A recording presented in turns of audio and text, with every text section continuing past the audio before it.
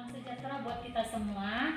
Saya Nancy Mariani Siahan, calon guru penggerak angkatan 6 SMP Negeri 3 Muara. Hari ini saya akan membuat video percakapan pra-observasi supervisi akademik bersama saya dan rekan saya, Ibu Siska Ledina Purba. Halo Ibu Siska, bagaimana kabarnya hari ini Bu? Sehat Bu, baik. Apa ya Bu, syukur ya kita hari ini kasih Tuhan kesehatan ya Bu ya. Bu Nancy, apa kabarnya? Saya juga sehat Bu.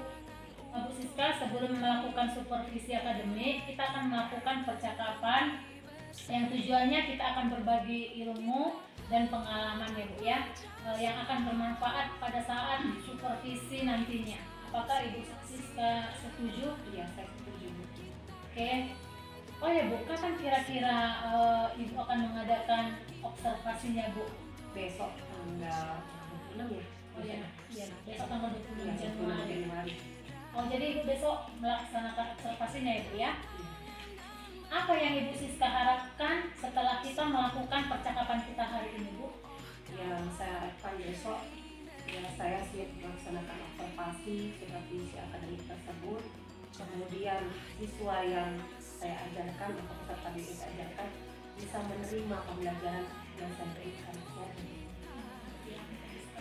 Terus apa materi yang akan Ibu sampaikan untuk besok Bu pada saat kita observasi? Materinya tentang industri elektromotif, tapi lebih spesifiknya mengenai transformator atau trafo. Oh, terus dia mengajar pelajaran apa dia biasanya? Itu IPA terpadu. Oh, IPA terpadu ya Bu ya. Kalau boleh tahu Bu, Ibu mengajar di kelas berapa besok pada saat kita observasi? 9A Bu. Oh, 9A ya Bu ya. Ya, kebetulan transfer saya di 9A besok Bu. Lalu Bu, untuk besok apa tujuan pembelajarannya yang Ibu berikan kepada peserta didik? Sesuai dengan materi pembelajarannya, yang pertama adalah siswa mampu menjelaskan fungsi transformator atau trafo, kemudian siswa mampu memahami prinsip kerja dari trafo, kemudian siswa mampu menyebutkan secara trafo ideal, lalu siswa mampu membedakan trafo step up dan step down, dan yang terakhir siswa mampu menjelaskan dan memberikan aplikasi penggunaan trafo dalam kehidupan sehari-hari. Jadi ada 5 itu Bu. Wow, menarik sekali ya Bu ya. Dan semoga besok tujuan pembelajaran yang Ibu sampaikan bisa dapat terlaksana dengan baik ya Bu ya. Iya. Terus apa model atau metode pembelajaran yang akan Ibu sampaikan Bu pada saat pembelajaran? Modelnya kooperatif learning, metodenya diskusi dalam kelompok. Wow, ya Bu ya. Oke ya, berarti besok Ibu akan membagi siswa dalam beberapa kelompok ya Bu ya? Iya, betul Bu. Lalu Bu, langkah-langkah pembelajaran yang akan Ibu lakukan untuk supervisi besok apa saja Bu? Sesuai dengan RPP itu ada 3 poin penting, yaitu yang pertama pendahuluan. Kalau pendahuluan itu saya menyiapkan peserta didik saya, yaitu dengan mengatur posisi atau tempat duduknya, membagi kelompoknya. Kemudian setelah itu saya memberikan persepsi, memberikan gambaran tentang materi apa yang akan saya berikan kepada mereka. Yang kedua adalah kegiatan intinya, di mana di kegiatan intinya saya akan mengajak anak-anak tersebut dengan memberikan gambaran video, kemudian memberikan supaya mereka bisa mengeksplorasi video itu, mereka juga mengerjakan beban kerja peserta didik untuk memberikan pemahaman mereka tentang materi yang akan saya ajarkan. Lalu setelah itu mereka akan mencatat atau memberikan rangkuman setiap kelompok untuk dipresentasikan ke depan kelas. Nah, yang terakhir adalah penutup, di mana di penutup ini setiap kelompok akan memberikan hasil diskusi di depan kelas dengan menarik kesimpulan secara berkelompok. Dan di akhirnya kami semua akan memberikan kesimpulan atau menarik materi, rangkuman materi tersebut, apa yang telah kami pelajari dan apa kegunaannya dalam kehidupan sehari-hari. Oh ya Bu ya, oke. Terima kasih Bu. Tadi kan Ibu Siska sudah menjelaskan tentang apa materi yang akan Ibu sampaikan, metodenya, tujuannya, dan langkah-langkah yang akan Ibu sampaikan nanti pada saat observasi untuk besok ya Bu ya, pada saat supervisi. Terus yang mau saya tanyakan lagi Bu, apakah apakah besok kira-kira pada saat proses pembelajaran Inan ada masalah yang akan muncul pada proses pembelajaran pada saat supervisi, Bu? Ya, kalau dalam pembelajaran itu pasti tidak ada yang buruk ya, Bu. Pastilah dalam namanya kegiatan kelompok, pastilah di dalam satu kelompok itu ada beberapa siswa yang kurang fokus, artinya dia kurang mau diajak bekerja sama. Lalu kemudian ketika mereka memberikan presentasi atau hasil dari kelompok tersebut ke depan kelas pasti akan susah karena saling sungguh, artinya mereka malu untuk maju ke depan kelas. Lalu terakhir ketika nanti ada temannya diberikan sesi tanya jawab, pasti mereka akan ada yang juga yang malu untuk menjawab pertanyaan atau yang memberikan pertanyaan. Hanya itu saja di kendala yang mungkin saya alami nanti ketika observasi itu. Apa rencana Ibu dalam menghadapi permasalahan yang akan muncul itu besok? Ya, yang pertama saya akan siasati, saya membagi kelompok itu tidak berdasarkan laki-laki semua atau perempuan, tapi berdasarkan perpaduan gender. Kemudian saya kelompokkan juga siswa yang mampu dengan kurang mampu, dengan tujuan supaya siswa yang mampu tersebut mengajari teman yang kurang mampu atau menjadi tutor sebayanya. Seperti itu. Ya, supaya mereka bisa saling melengkapi ya, Bu ya. Yang pintar mengajari yang kurang supaya mereka bisa sama-sama tahu ya, atau mencapai atau mendapatkan materi yang akan disampaikan besok ya, Bu ya. Lalu apa tanggung jawab Ibu Purba setelah melaksanakan proses pembelajaran dalam observasi supervisi besok? Ya, tanggung jawabnya ya pasti seperti pembelajaran biasanya yang saya lakukan di ruang kelas. Saya mau anak-anak yang saya ajarkan itu mengerti, memahami materi yang saya berikan. Kemudian saya juga kalau ketika pun saya nanti mengajarkan itu saya mendapatkan kesulitan, saya akan mencoba untuk mencari beberapa mode pembelajaran lain yang membuat saya lebih bisa mengajarkan lebih baik lagi kepada anak-anak saya.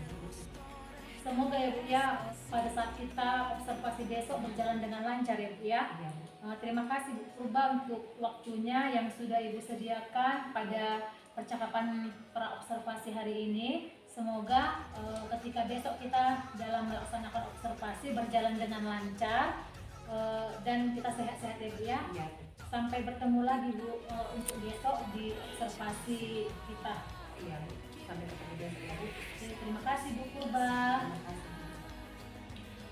Demikianlah video percakapan pra-observasi hari ini. Semoga bermanfaat. Sekian dan terima kasih. Selamat pagi. Pagi, Bu. Hari ini kita akan melanjutkan pembelajaran kita. Setelah kemarin kita telah mempelajari induksi elektromagnetik. Nah, pagi ini kita akan mempelajari salah satu penerapan dari induksi elektromagnetik, yaitu transformator atau trafo. Nah, pembelajaran kita hari ini ya tujuannya adalah yang pertama menjelaskan prinsip kerja transformator atau trafo, yang kedua membedakan trafo step up dan step down, dan yang ketiga adalah menghitung efisiensi trafo. Sebelum kita lanjutkan, saya akan mengajak kalian menyaksikan video pembelajaran ini.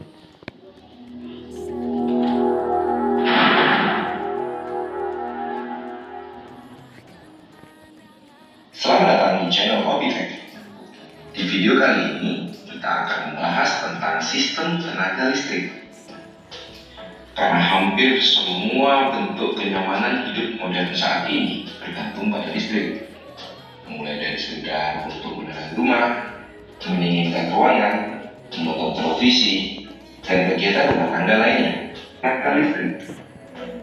Di Indonesia, sistem tenaga listrik memiliki beberapa rangkaian instalasi listrik yang terbagi menjadi 3 bagian, yaitu pembangkit, yang kedua adalah transmisi, yang ketiga adalah distribusi. Ada beberapa jenis pembangkit listrik di Indonesia, antara lain yaitu PLTA atau pembangkit listrik tenaga air, PLTU atau pembangkit listrik tenaga uap. Kemudian ada juga PLTP atau pembangkit listrik tenaga panas bumi, PLTB atau pembangkit listrik tenaga diesel, dan yang terkini adalah PLTS atau pembangkit listrik tenaga surya. Pada dasarnya, semua pembangkit listrik tersebut berprinsip merubah energi potensial sumbernya menjadi energi listrik. Selanjutnya, energi listrik yang dihasilkan tersebut memasuki tahap transmisi, dimulai dengan merubah voltasenya melalui transformator step up menjadi 150 kV atau sering disebut dengan tekanan tinggi, dan 500 kV yang disebut juga dengan tekanan ekstra tinggi. Tahukah teman-teman, kenapa tekanan harus dinaikkan menjadi 150 kV atau SUDT dan 500 kV atau SUTED atau SUTED? Hal ini dilakukan untuk mencegah tegangan drop karena tekanan listrik tersebut akan melewati jarak yang relatif jauh, bahkan bisa mencapai ratusan kilometer.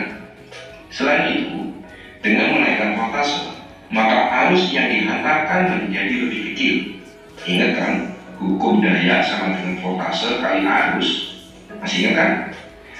Dengan arus yang relatif lebih kecil, maka luas penampang kabel yang dibutuhkan juga lebih kecil, sehingga biayanya dapat ditekan menjadi lebih murah. Melalui jaringan SUTT dan SUTED tersebut, tenaga listrik ditransmisikan menuju gardu induk, di mana di gardu induk tersebut tenaga listrik akan diturunkan dan distabilkan oleh transformator step down di voltase 20 kV atau yang disebut dengan tegangan menengah. Tegangan 20 kV tersebutlah yang akan masuk pada tahap distribusi menggunakan tiang beton 13 meter dengan menghantar berupa kabel A 3C yang tanpa kulit atau kabel A 3CS dengan kulit atau kabel MVT yang merupakan singkatan dari medium voltage twisted cable.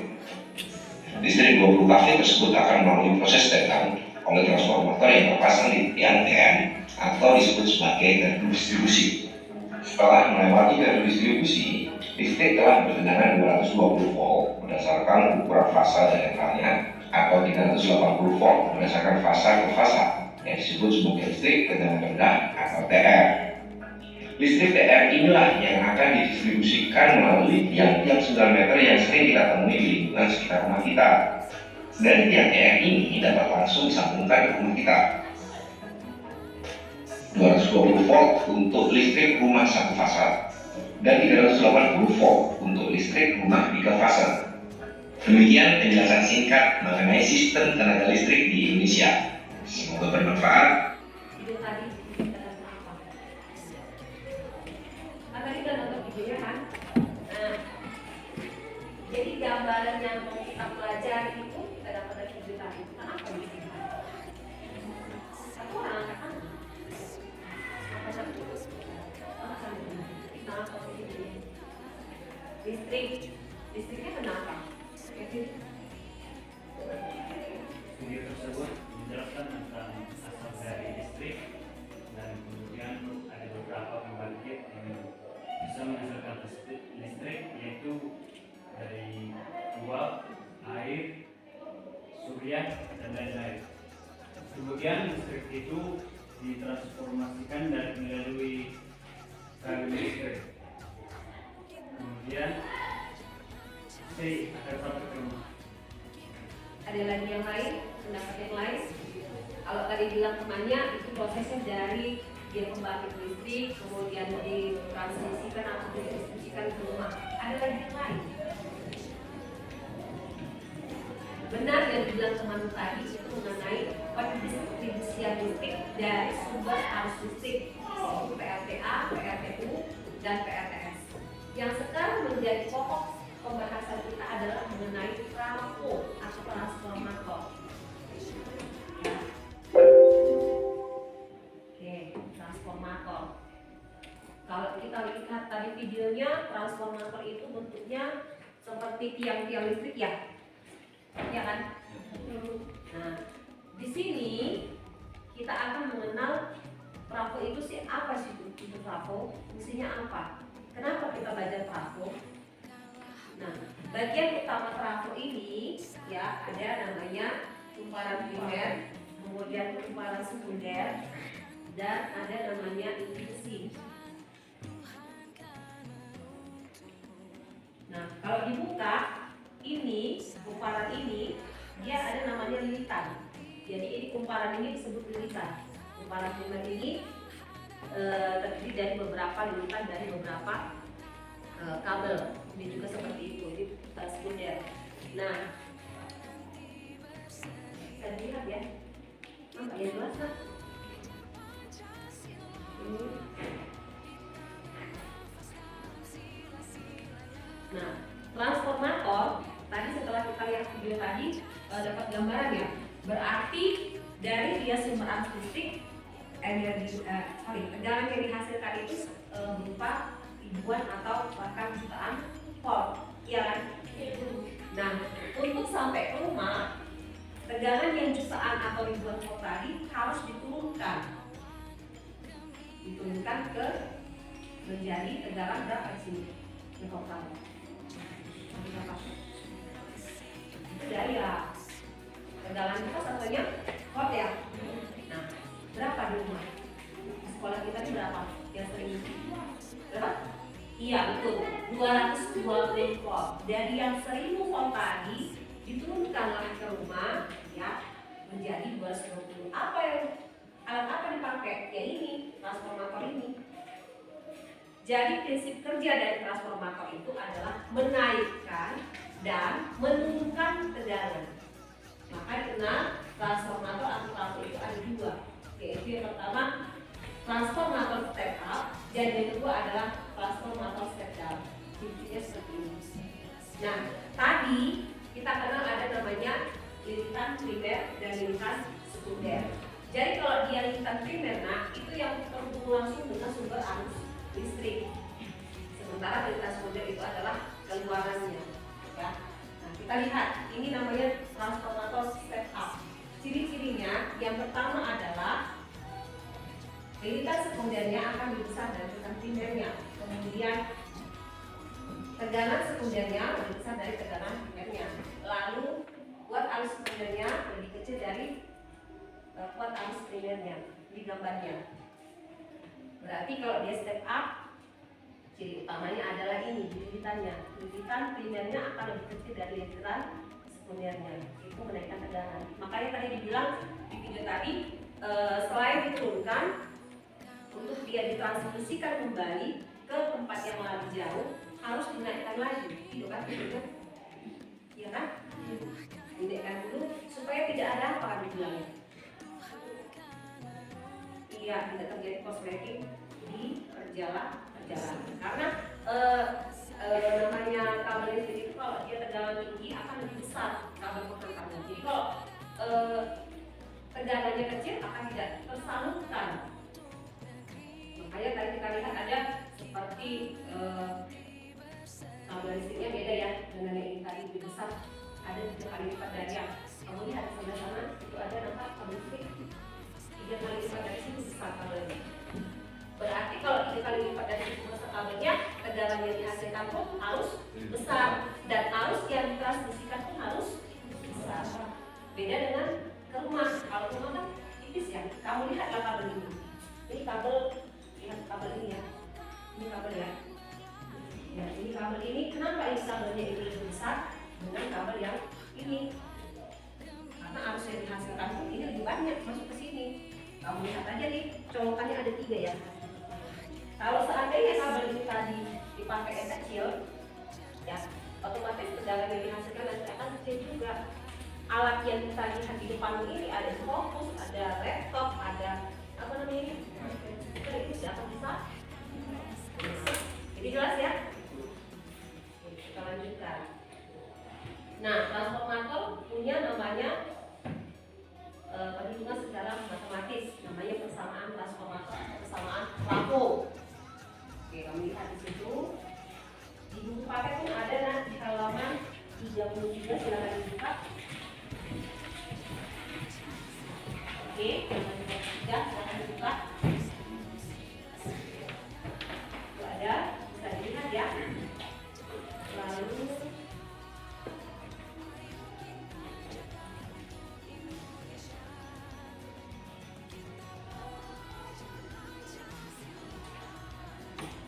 lagi setelah sama-sama transformator, ini ada contoh soalnya. Kedua, transformator memiliki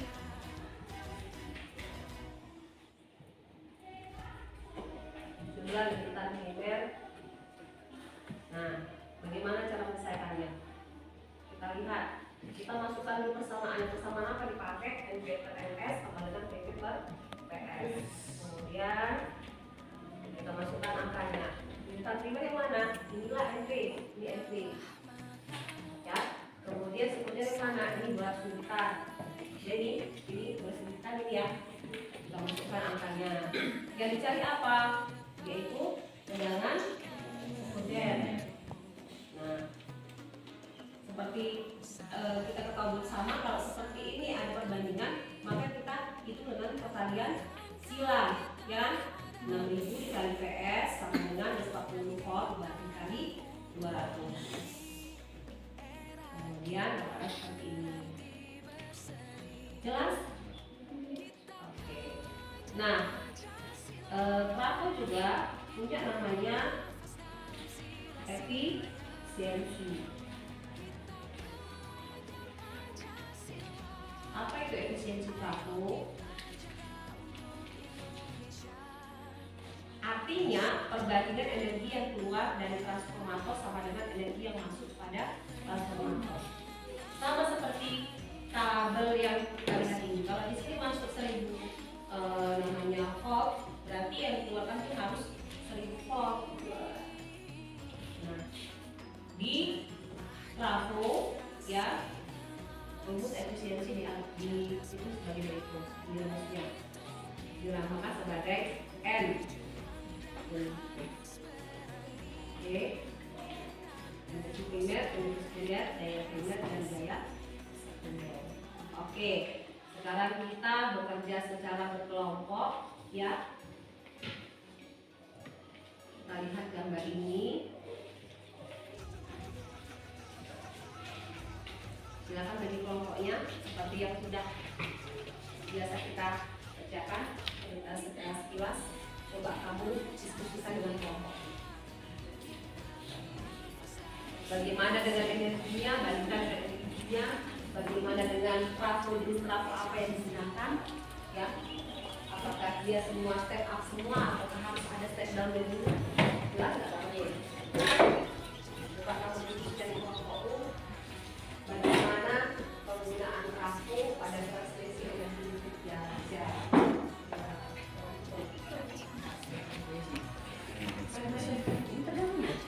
Jadi masalah sekarang kalau ada pada transmisi energi listrik jarak jauh, apa yang harus dilakukan?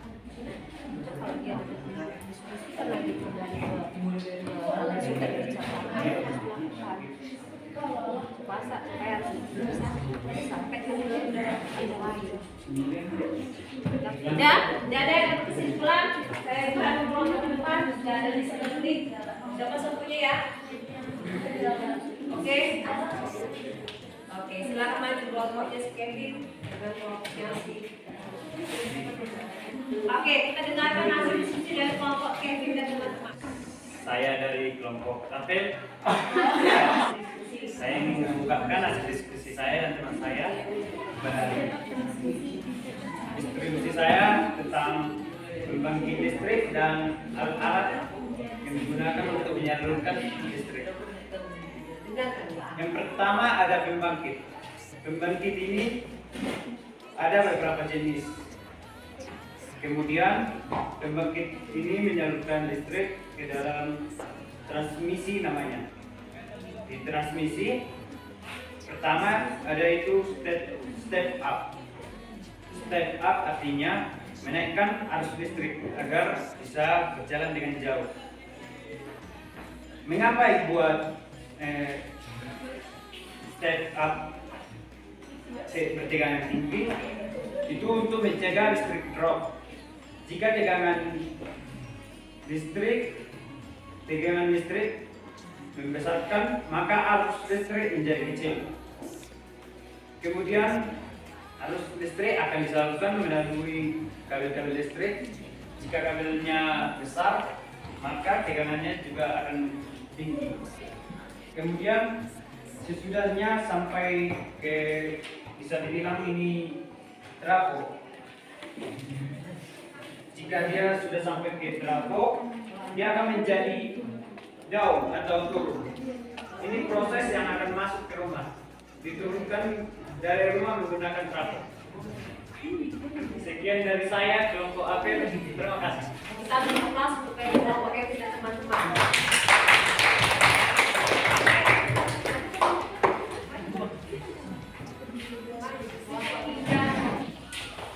Oke, kita dengarkan kelompoknya Sugenda dan teman-teman.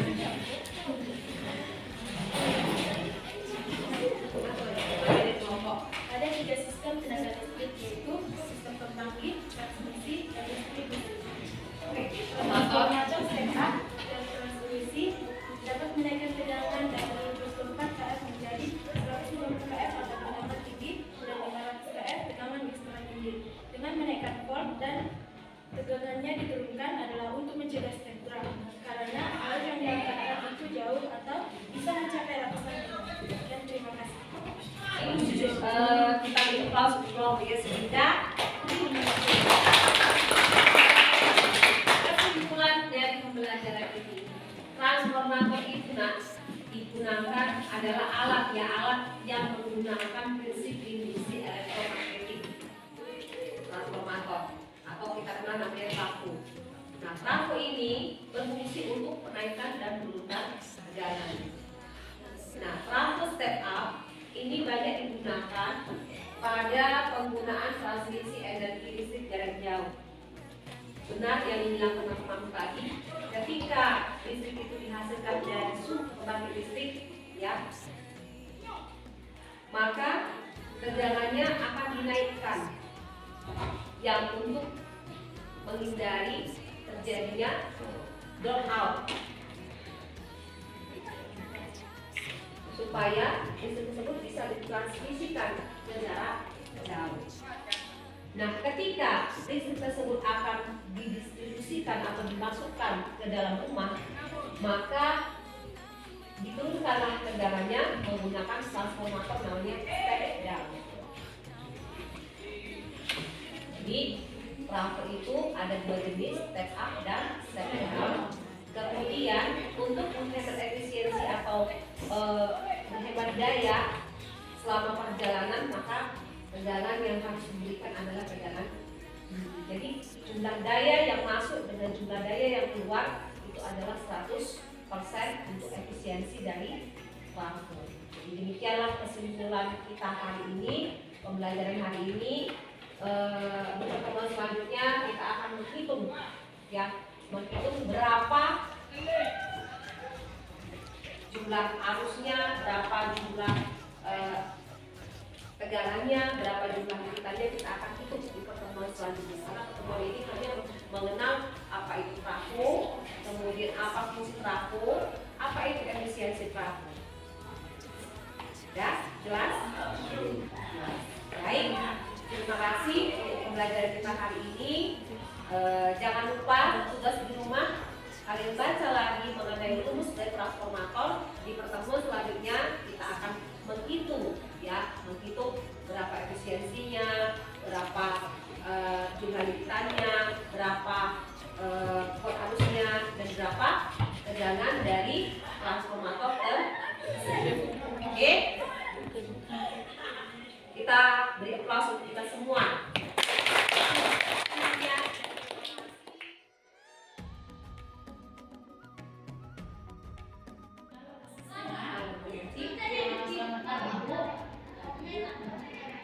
Kita kan sudah mengadakan observasi supervisi akademik yang lihat di kelas 9. Saya sudah lihat ibu semuanya dari proses pembelajaran yang sudah dilakukan.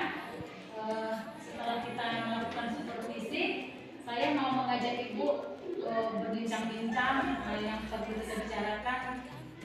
Pastilah ada ya Bu, setelah melakukan supervisi Bu, ya, misalnya mengenai refleksi atau hal-hal yang lainnya Bu, ya. Bagaimana perasaan ibu setelah melakukan pembelajaran hari ini? Ya, kalau pembelajaran hari ini saya merasa lega dan cukup senang, ya, cukup senang karena target untuk pencapaian tujuan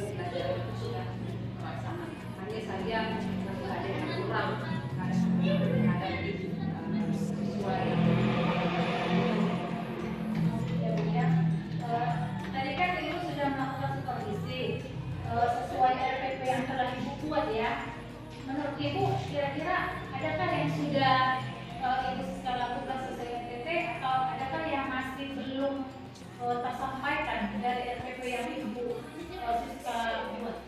Kalau dari secara keseluruhan sudah, tapi di bagian produk itu ketika siswa mengkomunikasikan itu masih kurang saya rasa. Oh iya Bu ya. Terus bagaimana terkait pembelajaran yang Ibu Siska lakukan? Apakah Ibu sudah rasa itu sudah baik dan perlu dipertahankan? Atau adakah hal yang menurut Ibu Siska masih kurang dan perlu ditingkatkan? Yang pasti fasilitas pariwisata ya, terutama untuk peserta didik saya masih belum segalanya untuk mengemukakan diri dan pendapat. Jadi hal yang baik yang Ibu Siska yang sudah Ibu lakukan apa? Kalau hal yang baik itu saya sudah bisa mengajak mereka mengeksplorasi, membuka pola pikir mereka, kemudian mengajak mereka bisa interaktif dalam diskusi satu sama lain. Ya, Ibu sudah bisa mengajak mereka interaktif juga dalam pembelajaran itu ya. Tadi yang masih kurang apa tadi? Mengkomunikasikan hasil karya yang mereka buat dalam kelompok, hasil diskusi yang mereka buat dalam kelompok. Iya ya, mereka masih sulit mengkomunikasikan dan mempresentasikan hasil yang mereka yang telah mereka diskusikan ya Bu ya. Bagaimana strategi Bu Purba untuk memperbaiki pembelajaran yang menurut Ibu Purba masih kurang menurut Ibu Purba? Ya kalau ada kesempatan ya saya juga sih mengikuti beberapa pelatihan kalau saya secara offline ya Bu. Kalau tatap muka kan sudah sangat sulit itu untuk pembelajaran pelatihan online seperti bagaimana membuat karakter anak-anak tersebut punya karakter yang lebih yang berani, yang bisa membukakan ide kepada mereka. Bagus sekali ya Bu ya. Di YouTube juga banyak ya Bu ya contoh-contoh bagaimana membuat anak-anak bisa lebih tertarik gitu ya Bu ya dalam mengikuti pembelajaran. Semalam saya juga udah melihat Ibu Purba menggunakan InFocus, menggunakan video pembelajaran yang bisa membuat anak-anak tertarik dan lebih semangat lagi dalam belajar. Saya pikir saya sangat tertarik dengan media yang Ibu buat ya Bu ya. Apalagi di zaman sekarang harus menggunakan teknologi Bu supaya anak-anak bisa senang dalam belajar ya Bu ya. Oke Bu Purba, terus saya ingin bertanya, bagaimana menurut Ibu Siska mengenai tercapaian tujuan pembelajaran? Kalau tercapai itu dari 5 poin itu semua tujuan pembelajaran itu tercapai. Hanya di bagian sedikit saja. Ya Bu ya, semua tercapai di bagian tujuan pembelajaran ya Bu ya. Ada 5 kemarin ya Bu ya, tujuan pembelajaran Ibu. Terus apa saja yang menjadi kesulitan siswa yang Ibu lihat dalam proses pembelajaran? Kalau kesulitan mereka, saya rasa literasinya masih kurang.